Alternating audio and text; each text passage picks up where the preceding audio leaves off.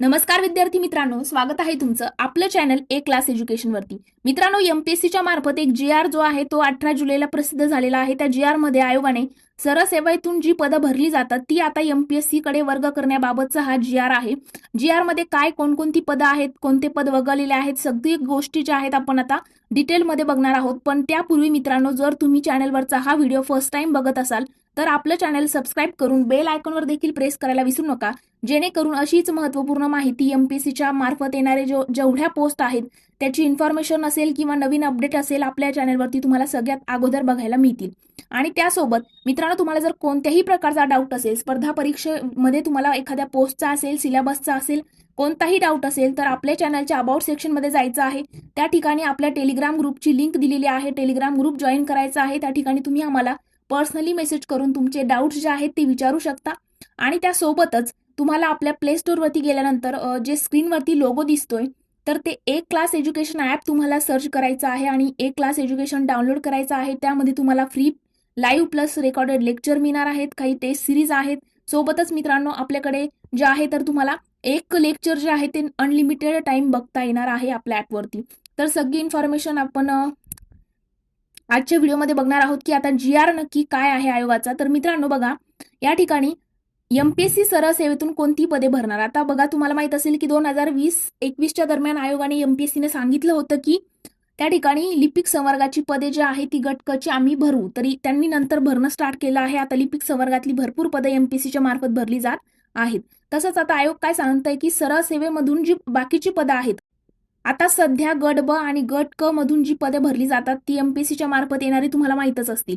आता गट अ संवर्गाची आहेत, गट ब संवर्गाची आणि गट क संवर्गाची पण काही पदे एमपीएससीच्या मार्फत भरली जातात. पण काही सरळ सेवेतले असे पद आहेत जसं जलसंपदा भरती असेल, त्यानंतर आणखी जिल्हा परिषद वगैरे भरपूर सरळ सेवेमध्ये भरपूर पदं आहेत. आता त्याबद्दल आपण सगळ्याच पदांचं डिस्कशन या ठिकाणी करत बसणार नाही. तर त्यामधले नक्की किती पद आता आयोग एमपीएससीच्या मार्फत भरता येणार आहे तर ते आपण बघू. आयोगाचा जी आर नक्की काय सांगतोय. तर बघा मित्रांनो, राज्य शासनाच्या सर्व शासकीय कार्यालयातील गट ब अराजपत्रित व गट क म्हणजे वाहन चालक व गुण संवर्गातील पदे सरळ सेवेने महाराष्ट्र लोकसेवा आयोगामार्फत भरण्याबाबतचा हा जी आर आहे. या जी आर मध्ये आयोगाने काय सांगितले की आम्ही म्हणजे ऑलरेडी आयोगाकडे भरपूर लोड आहे. आता तुम्ही बघत असाल की एक्झाम जी आहे ती कंटिन्यू पोस्टपोन होतीये. त्यानंतर मागच्या वर्षीचा निकाल कुठेतरी ह्या वर्षीला मिडलला लागतोय. तर आयोग काय सांगतोय की आमच्याकडे सध्या भरपूर लोड आहे, पण आम्ही भविष्यामध्ये म्हणजे काय तर टप्प्याटप्प्याने घेण्यात येणार आहे सरळ सेवा भरतीतले जे काही. आणि ते कशा पद्धतीने तर बघा मित्रांनो, या ठिकाणी एक त्यांनी समन्वय समिती जी आहे ती गठीत केलेली आहे. समन्वय समिती गठीत केलेली आहे. त्यामध्ये 5 सदस्य आहेत. अप्पर मुख्य सचिव सामान्य प्रशासन विभागातला तो अध्यक्ष असेल. वित्त विभागामध्ये अप्पर मुख्य सचिव जो आहे तो सदस्य असणार आहे.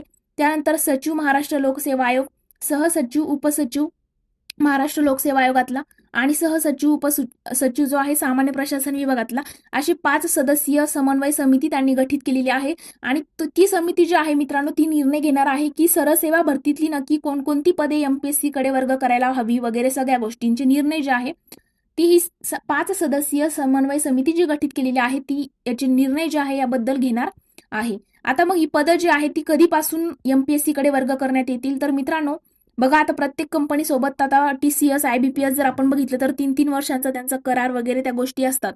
तर त्यांनी काय सांगितलेलं आहे की 6-6 महिन्याच्या कालावधी आता टप्प्याटप्प्याने ते घेणार आहेत. आता सपोज आपण असं पकडूया की येणाऱ्या 6 महिन्यामध्ये त्यांनी जलसंपदा भरतीतले जे काही पद आहेत ते एमपीएससी कडे वर्ग केले.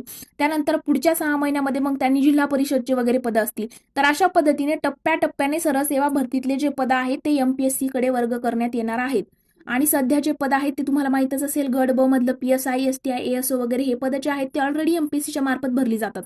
पण सरळ सेवा भरतीतले जे पद होते काही जे आहेत ते एमपीएससी कडे वर्ग केलेले नव्हते, ते पद सुद्धा आता इथून पुढे एमपीएससी कडे वर्ग करण्यात येणार आहे, असा हा जी आर आहे.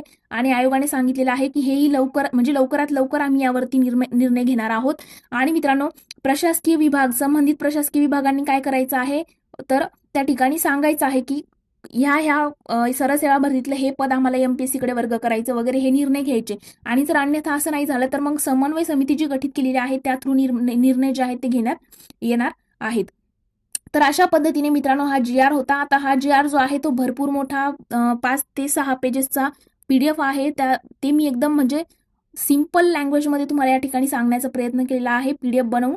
तर मित्रांनो, आजचा हा GR होता. जर तुम्हाला व्हिडिओ आवडला असेल तर व्हिडिओला लाईक, कमेंट आणि तुमच्या मित्रांसोबत देखील शेअर करायला विसरू नका. Thank you so much.